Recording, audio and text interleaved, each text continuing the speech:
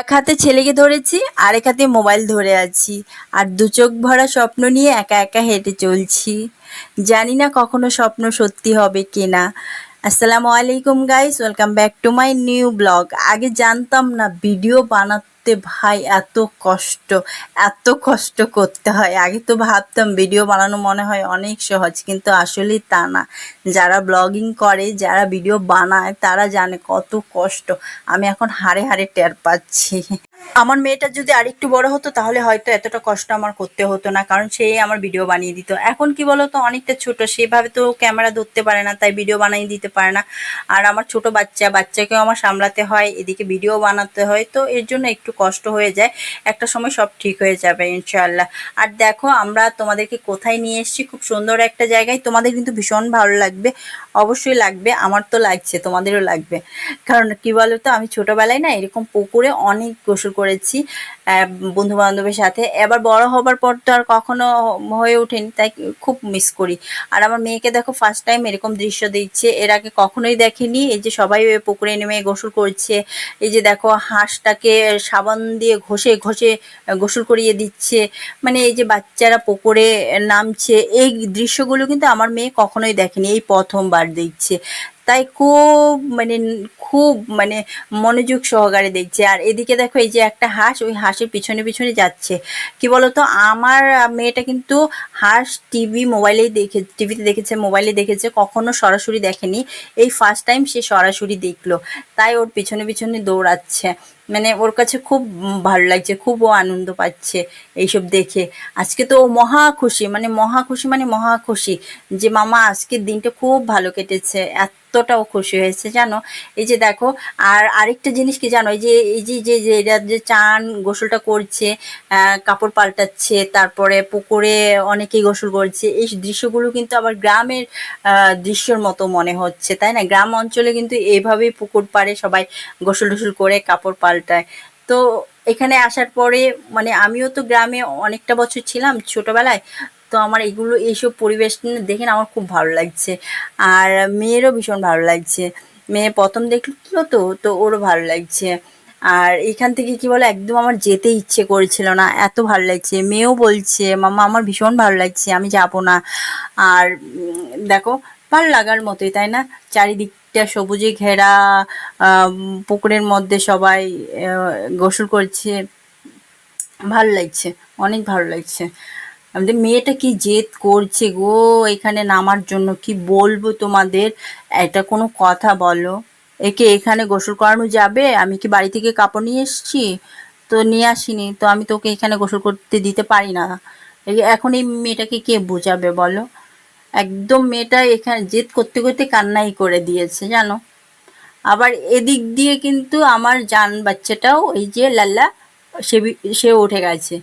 আর উঠে সেও চাকর মাকর করে দেখছে, এদিক ওদিক দেখছে। ও মানে ভাবছে যে আমি কোথায় আসলাম, কি দেখছি, এ কি। মানে ঘুম থেকে উঠে ও কি দেখছে, কি করবে, কি বলবে, কোন দিকে তাকাবে সে বুঝে পাচ্ছে না। এত টাইম তো ঘুমেছিল, এইখানে আসার পরে না ওর ঘুম ভেঙেছে, তাই ও এরকমটা দেখছে। আবার একটা সামনে কিন্তু একটা মহিলা বসে আছে, ওর সাথে কথা বলছিল, ওই মহিলাটাও কথা বলছিল। আমি আর তাকে ক্যামেরায় আনলাম না, যাকে তাকে ক্যামেরায় আনা তো যায় না কারো পারমিশন ছাড়া। তো সেই জন্যই আমি আর তাকে নেইনি। আর আমার ছেলেটাকে দেখো, আমার মেয়েটাকে কিন্তু মন খারাপ করে বসে আছে, তাকে আমি পানিতে কেন নামতে দিচ্ছি না বলো দেখি। কি বলবো, বাচ্চাদের আসলে কোনো কিছু বলে না বোঝানো যায় না জানো তো। কিচ্ছু বলে বোঝানো যায় না, এদের যাই বলো এরা বুঝবে না। আসলে মা বাবা তো এদের খারাপ চায় না। এবার ওকে আমি এখানে গোসল করাবো, ভিজা কাপড়ে বাড়িতে নিয়ে যাব, ঠান্ডা লেগে যাবে না বলো দেখি। এতটা মন খারাপ করে আছে, আমার সাথে কথাই বলছে না। আমার ছেলেটার সাথেও কথা বলছে না, ভাইটার সাথে যে একটু কথা বলবে সেটাও বলছে না। ভাইটাও ওইদিকে মন খারাপ করে আছে বোনের এর কষ্ট দেখে। দেখছো আমাকে বলছে বোনকে দাও, পানিতে ভিজতে দাও। আমার পুচকু, আমার লাল্লা, আমার সোনা বাবা এটা। মানে এত জিদ দেখো, শেষ পর্যন্ত না আমি না পারলাম না, আমি বলেই দিলাম ঠিক আছে তুই একটু নাম। তুই একটু নাম, গোসল তো করা যাবে না, কিন্তু তুই পাটা ভিজা। এবার পাটা ভিজালেও তো শান্তি পাবে, সেই জন্য আমি ওকে বললাম ঠিক আছে বাবা তুই একটু পাটা ভিজিয়ে নে একবার, আর নয়তো বাবা মন খারাপ করে থাকবে। এর যা রাগ, এর যা জেদ, খাওয়া বন্ধ করে দেয়, এত জেদ।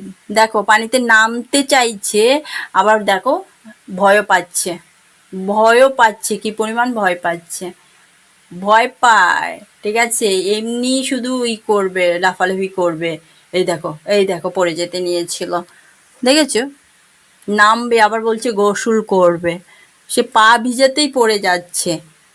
হ্যাঁ, এই যে দেখো কি সুন্দর মাশাআল্লাহ এখন হাসছে, ভালো লাগছে তাই না? সত্যি আমার মেয়ে পানিতে হাতই করছে, আমার না জানো খুব ইচ্ছে করছে আমিও যে ভিজাই, কিন্তু আমার ছেলেটাকে রেখে আমি কি করে করব। খুব ভালো লাগে, খুব ভালো লাগে, ছোটবেলার কথা মনে পড়ে গেল রে এখানে এসে, সত্যি ভালো লাগার মতো। আসলে কি বলো তো, এটা যদি আমার বাড়ির পুকুর হতো, এখন তো আমার মেয়ে আমি চান করতাম, গোসল করতাম, ঠিক আছে, কিন্তু এখন তো সম্ভব না। আর ছেলেকে দেখো, বোন পানিতে হাত দিচ্ছে, ও মানে কোন দিক দিয়ে দেখবে, কিভাবে দেখবে ও বুঝে পাচ্ছে না, ও দেখে খুব হাসি, খুব হাসছে, আমার পুচকো লাল্লা, খুব হাসছে দেখো। আর ও মনের সুখে পানি হাতাচ্ছে। তো এই দেখো, ওখান থেকে চলে এসে আবার তিনজনে গল্প করতে শুরু করলাম, মানে তিনজন বলতে ওই যে আমি আর আমার মেয়ে, আর ওই যে লাল্লার সাথেও তো একটু কথা বলতে হয় মাঝে মধ্যে। আমাদের এখানে আসলে না কি বলতো, সত্যি বাড়িতে যেতে ইচ্ছে করে না, আমিও মেয়ের মতোই বলছি, আমারও বাড়িতে যেতে ইচ্ছে করে না, বাড়িতে যে একদম ভাল লাগে না, বাড়িতে যেহেতু ওই তিনজনেরই বসে থাকতে হয়, টিভি দেখো, বসে থাকো, খাও, ঘুমাও, এইসবই করো, আর বাইরে আসলে খোলামেলা জায়গায় মানে একদম ভাল লাগে। ইস, কিভাবে যে এখানে আসলে সময় কেটে যায় তিনজনের বুঝতেই পারি না। হ্যাঁ, দেখো আমার ছেলেটা, আমার ছেলে এই যে এখানে আসলে কিন্তু গ্রিলটা ধরবেই ধরবে। তো দেখো রোদ, মানে এত রোদ, মানে রোদটা কিন্তু কমার নামই নেই, রোদটা কমার নামই নেই, এত রোদ। আরেকটা কথা তোমাদের বলি, এখানে কিন্তু জানো সাঁতার শেখায়, তো আমিও ভাবছি আমার মেয়েকে এখানে সাঁতার শেখাবো। আমি আসবো অন্য একদিন, এসে ওনাদের সাথে কথা বলবো মেয়েকে সাঁতার শেখানোর ব্যাপারে। তো অনেক বকবক করে গেলাম, অনেক কষ্ট করে তোমরা আমার বকবক শুনলে, তোমাদের সবাইকে অনেক অনেক অনেক ধন্যবাদ ভিডিওটা কষ্ট করে দেখার জন্য। আর হ্যাঁ, যারা তোমরা এখনো আমার চ্যানেলটা সাবস্ক্রাইব করোনি, প্লিজ আমাদের চ্যানেলটা সাবস্ক্রাইব করে নিও। ধন্যবাদ তোমাদের। আল্লাহ হাফিজ। আমরা এখন বাড়ি চলে